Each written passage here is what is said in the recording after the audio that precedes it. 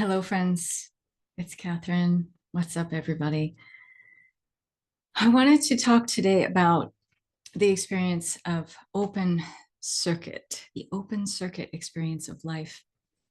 And the best way to talk about it is to give you an example, few actually.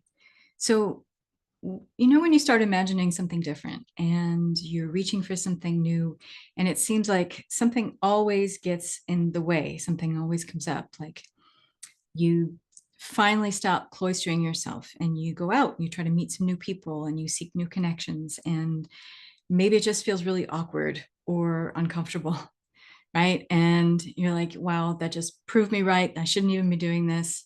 This is just no good. It's exactly the way I thought it was going to be. Or let's say you start making more money and you get into a fender bender with another car, and the other driver in that car doesn't have any insurance. So now you got to fork over a bunch of money to fix your car, all that money you just started making. Or maybe you find that you owe like a big chunk of money. Maybe it's an old tax bill, or you forgot to pay some utility bill or something. And that shows up right when you're starting to get ahead. You're starting to make some strides, right?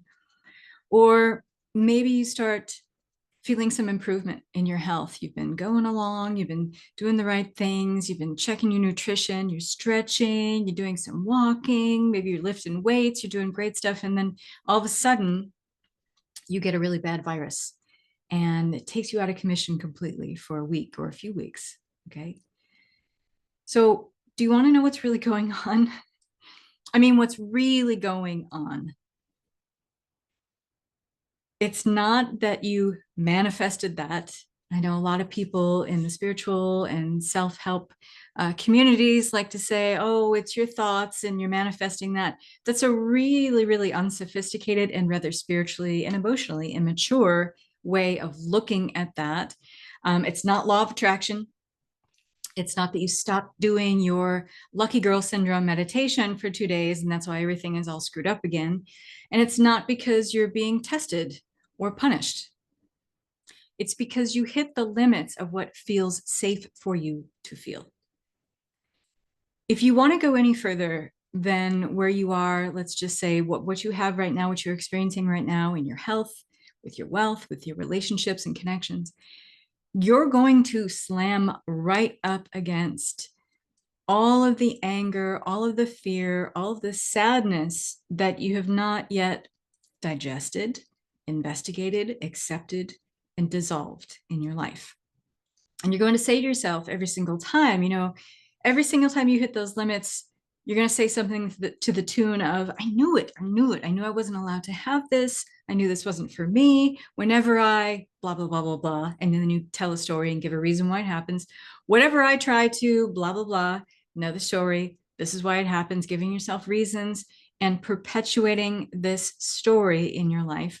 None of that is what's going on. You'll think maybe it's also part of some divine plan to make sure that you don't succeed in life, that you don't get what you want out of life. And none of that, none of those examples are the truth. That's not what's really going on. The wall you hit up against is erected and it is safeguarded by you. It's fortified over time by what you think you believe you know about yourself and about life. And these ideas get stuck, usually from a very early age. It's something that we adopted and then adapted to. And this is where the story of why we are who we are comes about in our lives.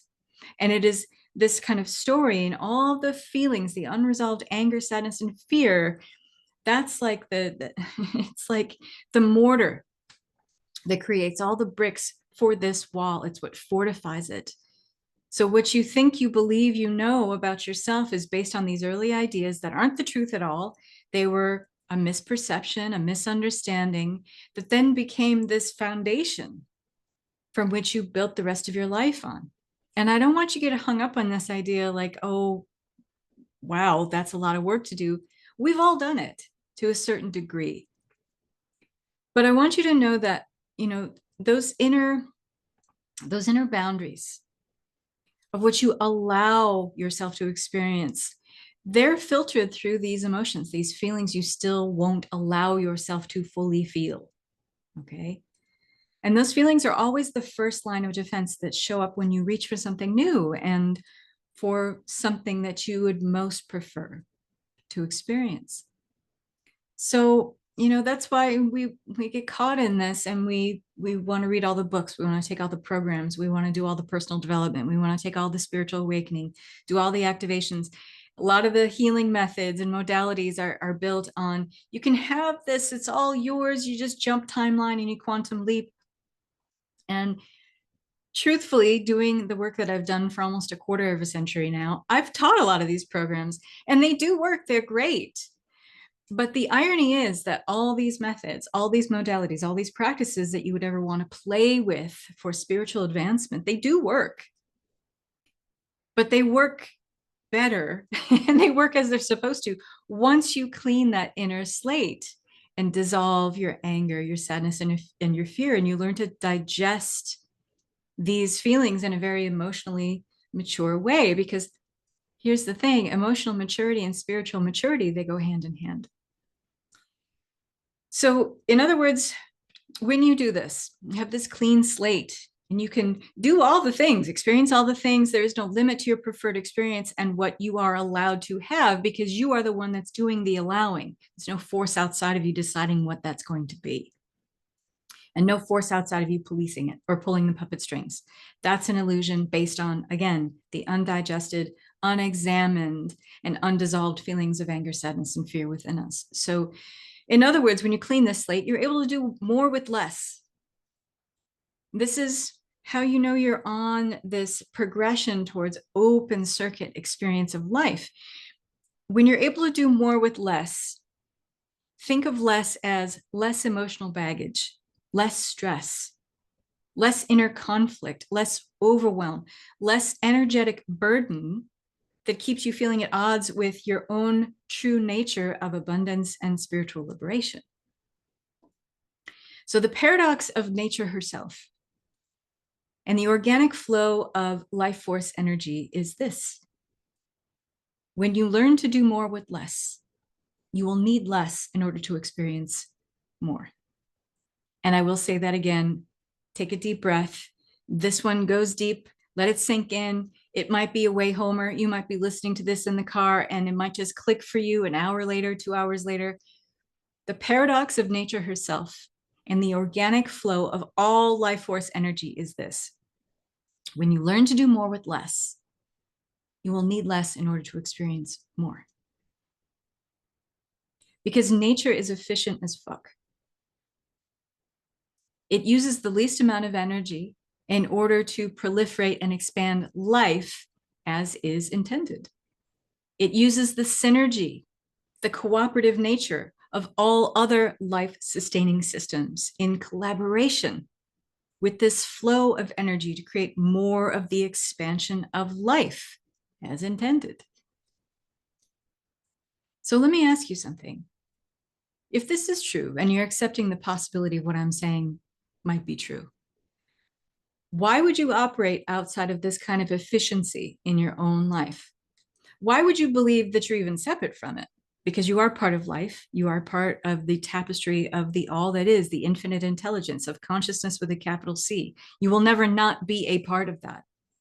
So why would you believe that it's even possible to operate outside of this divine design for growth?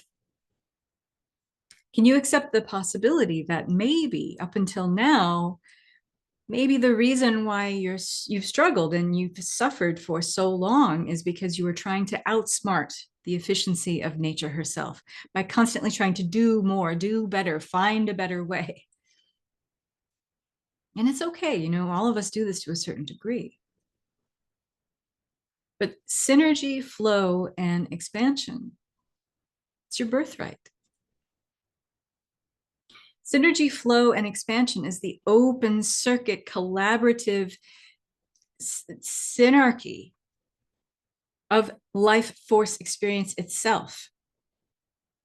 It means that everything is always in collaboration. And so when we find ways to cut ourselves off from that synergy, that collaboration of all life force energy, we actually cut off support.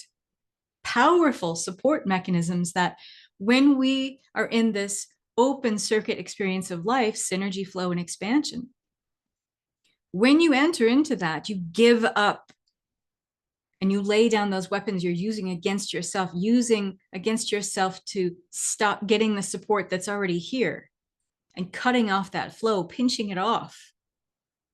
Then you're in a place where you no longer fight against following your passion, your purpose, your joy, your peace, your bliss, your play to its intended destiny in this lifetime.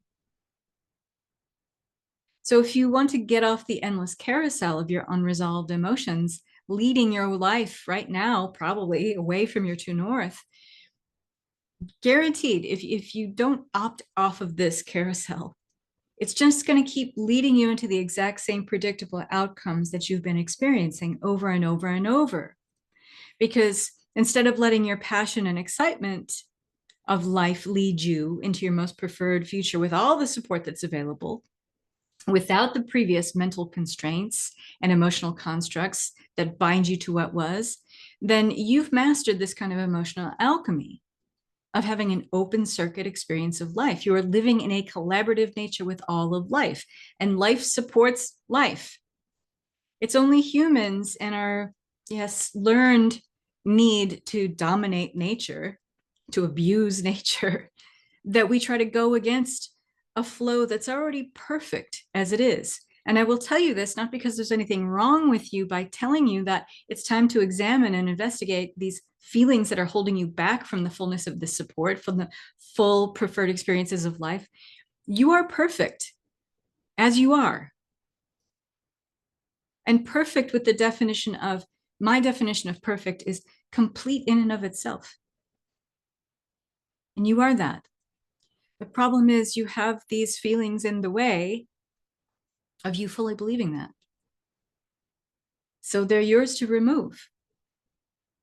And I show you how to master this emotional alchemy in my coherence program, which is going to be starting on August 15th. This is going to be a beta round, so I'm offering it at a big savings. And I'm going to put info in the comments of this video. This is a 6-week journey of using breath and sound, containing 3 paradigm shifting breakout sessions. These are incredibly powerful. 3 consciousness shifting discussions focused intently on 3 key areas of your life: your health and vitality, your connection and relationships, and your wealth and your money. And this is going to be a cracking open. It's an unlocking, really, and a dissolution of what is in the way of a sweeter, more joyous, preferred experience of life as is intended for you and your expansion. So these paradigm shifting sessions, they're not for the faint of heart. If you want to stay in victim consciousness, this is not for you. We're going to break open the existing paradigm for you. We're going to crack the egg of your perception, and you're going to start looking at life from a very different lens of you, from more of the truth of who you are, the one who is led through life, through passion, play, and purpose. So if you're game, if you're down to party with this kind of consciousness shift, this is for you. I hope this conversation has helped you. Many blessings.